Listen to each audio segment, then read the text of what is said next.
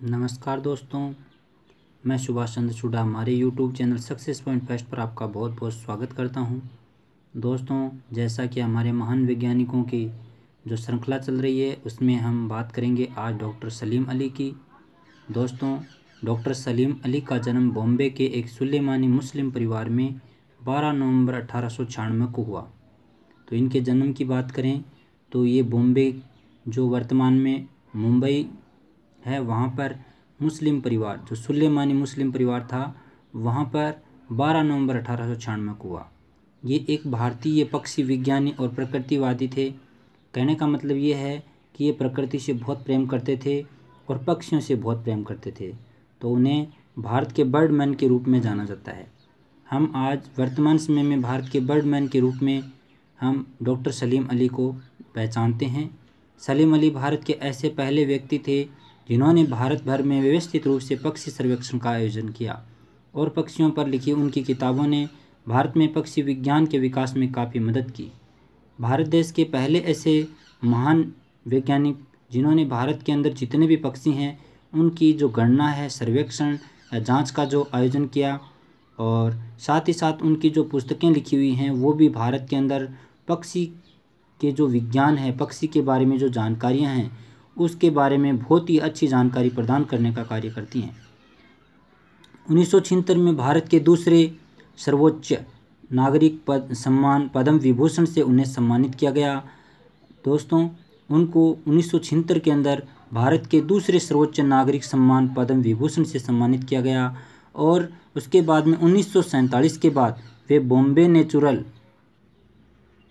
Natural history society के प्रमुख व्यक्ति बने और संस्था की खातिर सरकारी सहायता के लिए उन्होंने अपने प्रभाविता का उपयोग किया और अपनी जो पहचान थी उसका बहुत ही अच्छा प्रयोग करते हुए उन्होंने अपने जो भरतपुर पक्षी अभयारण्य है जिसको हम केवलादेव नेशनल पार्क के रूप में जानते हैं उसके निर्माण में और एक बांध परियोजना को रुकवाने पर उन्होंने काफ़ी जोर दिया, जो कि साइलेंट वैली नेशनल पार्क के लिए एक खतरा था। मतलब जो बांध परियोजना थी वो पक्षियों के लिए बहुत बड़ा खतरा थी, तो उस बांध परियोजना को रुकवाया और भरतपुर जो पक्षी नगरी है राजस्थान के अंदर उस पक्षी नगरी को उन्होंने बनाने का कार्य किया और अच्छे रूप से उसे बसाने का कार्य किया। और साइलेंट वैली जो नेशनल पार्क था जहाँ पे पशु और पक्षी हैं वो विचरण करते हैं, उनको बचाने में काफ़ी उनका महत्वपूर्ण योगदान माना जाता है। तो ये हैं हमारे भारत के बर्डमैन पक्षी वैज्ञानिक डॉक्टर सलीम अली, जिनके महत्वपूर्ण पक्षियों की सुरक्षा के लिए किए गए कार्यों के लिए हम इन्हें हमेशा याद रखेंगे। इनके अविस्मरणीय कार्यों के लिए हम इनको शत शत नमन करते हैं और आगे बढ़ते हैं। देखते हैं बॉम्बे नेचुरल हिस्ट्री सोसाइटी, जिसको हम शॉर्टकट के अंदर BNHS के रूप में जानते हैं। इसके सचिव WS मिलार्ड की देखरेख में सलीम ने पक्षियों पर गंभीर अध्ययन किया, बहुत ही अच्छी पढ़ाई की। किसकी देखरेख में? तो जो Bombay natural history society BNHS है उसके सचिव थे WS मिलार्ड। उनकी देखभाल के अंदर सलीम ने पक्षियों के ऊपर बहुत ही अच्छा अध्ययन किया और असामान्य रंग की गौरैया की पहचान की।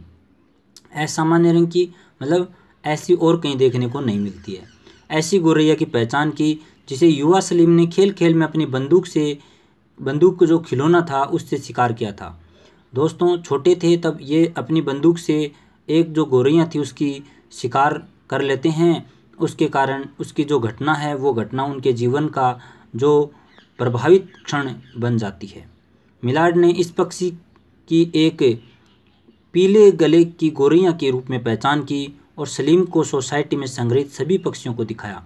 जो सोसाइटी के अंदर जितने भी पक्षी थे उनको दिखाने का कार्य मिलार्ड ने किया। मिलार्ड ने सलीम को पक्षियों के संग्रह करने के लिए कुछ किताबें दी, जिसमें कॉमन बर्ड्स ऑफ मुंबई भी शामिल थी, जिसके अंदर मुंबई के जो मुख्य पक्षी थे उसका वर्णन देखने को मिलता है। तो ये मिलार्ड के द्वारा दी गई पुस्तक है जिसका नाम है कॉमन बर्ड्स ऑफ मुंबई। तो ये किन्होंने किसको दी थी? मिलार्ड ने डॉक्टर सलीम अली को प्रदान की थी मुंबई के पक्षियों की जानकारी प्रदान करने के लिए।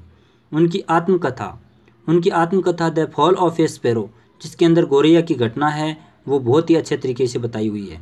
तो उनकी जो आत्मकथा है डॉक्टर सलीम अली की उसका नाम है the fall of A sparrow.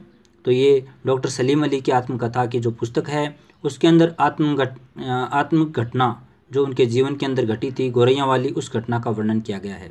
और इस घटना को जो सलीम अली हैं वो पतली गर्दन वाली गौरैया की घटना को अपने जीवन का परिवर्तन क्षण मानते हैं, क्योंकि उन्हें पक्षी विज्ञान की ओर अग्रसर होने की प्रेरणा वहीं से मिली थी। सलीम अली की प्रारंभिक शिक्षा सेंट जेवियर्स कॉलेज मुंबई से हुई। तो उनकी प्रारंभिक शिक्षा की बात करें तो सेंट जेवियर्स कॉलेज जो मुंबई के अंदर है वहाँ से हुई थी। इनके पास विश्वविद्यालय की औपचारिक डिग्री न होने के कारण प्रिंस ऑफ वेल्स संग्रहालय में 350 रुपये के वेतन पर गाइड के रूप में इनको नियुक्ति दी गई और उसके बाद में पढ़ाई करने का उन्होंने फैसला किया। उन्हें अलीगढ़ मुस्लिम विश्वविद्यालय 1958, दिल्ली विश्वविद्यालय 1973 व उसके साथ आंध्र विश्वविद्यालय 1978 ने मानद डॉक्टरेट की उपाधि प्रदान की इनको। लंबे समय से प्रोस्टेट कैंसर से जूझ रहे 91 वर्षीय सलीम अली का निधन 1987 में हुआ था। 1990 में भारत सरकार द्वारा कोयम्बटूर में Salim Ali centre for ornithology and natural history, जिसको हम शॉर्टकट में कहते हैं SECON, को स्थापित किया गया, जो डॉक्टर सलीम अली को समर्पित है। तो दोस्तों ये थे हमारे लिए डॉक्टर सलीम अली, जो बहुत ही महत्वपूर्ण पक्षियों के वैज्ञानिक माने जाते हैं और पक्षियों पर इनके सर्वेक्षण आज भी हम इनकी पुस्तकों के अंदर देख सकते हैं। इन्होंने बहुत ही अच्छा कार्य किया था पक्षी विज्ञान के लिए, और हमारे देश की जो विभिन्न प्रकार की प्रजातियां जो पक्षियों की पाई जाती हैं उनकी पुस्तकों के अंदर इनका वर्णन जरूर मिलता है। तो दोस्तों आज का टॉपिक डॉक्टर सलीम अली का था। आपको कैसा लगा? अच्छा लगा तो लाइक करें, शेयर करें और सब्सक्राइब करें। दोस्तों हमारे चैनल को आगे बढ़ाने में हमारा सहयोग करें। हम चाहते हैं कि हम एक शिक्षण पद्धति है जिसके अंदर छोटी मोटी कमियां जरूर रह सकती हैं, लेकिन हम आगे ज़रूर बढ़ेंगे और सफलता को भी प्राप्त करेंगे। और हमारे चैनल पर जितने भी हमारे दोस्त हैं हम उन सब का तहे दिल से आभार व्यक्त करते हैं और उनको धन्यवाद देते हैं कि उन्होंने हमारे पर इतना विश्वास दिखाया है। हम इस विश्वास को और मजबूत बनाएंगे, हम साथ रहेंगे, साथ चलेंगे और आगे बढ़कर पढ़ाई के क्षेत्र में अच्छा नाम हमारा होगा, आप सबका होगा। और छोटे छोटे बच्चे हैं उनको इन टॉपिकों से ज़रूर फ़ायदा मिलेगा। एग्ज़ाम की दृष्टि से ये सारे टॉपिक जो हम यूट्यूब चैनल पे शेयर कर रहे हैं, पढ़ रहे हैं, वो बहुत ही महत्वपूर्ण हैं। तो दोस्तों आप लाइक करें, शेयर करें, कमेंट करें और हमारे चैनल में आपको बहुत ही अच्छी अच्छी जानकारियाँ प्रदान की जा रही हैं। तो आप हमारे चैनल को आगे बढ़ाएं, अपने दोस्तों को सेंड करें और सब्सक्राइब करवाएं, आगे से आगे बढ़ाने में हमारा सहयोग करें। और मैं यही उम्मीद करता हूं कि आपको हमारे चैनल पर दी गई जानकारियां अच्छी लगती होंगी। अच्छी लगती हैं तो आप हमारा सहयोग ज़रूर करेंगे, ऐसी ही मैं उम्मीद करता हूं। जय हिंद दोस्तों, जय माँ सरस्वती। स्वस्थ रहें, खुश रहें, आगे बढ़ते रहें, अपने और अपने लोगों का, सभी का ख्याल रखें। जय माँ सरस्वती, जय हिंद।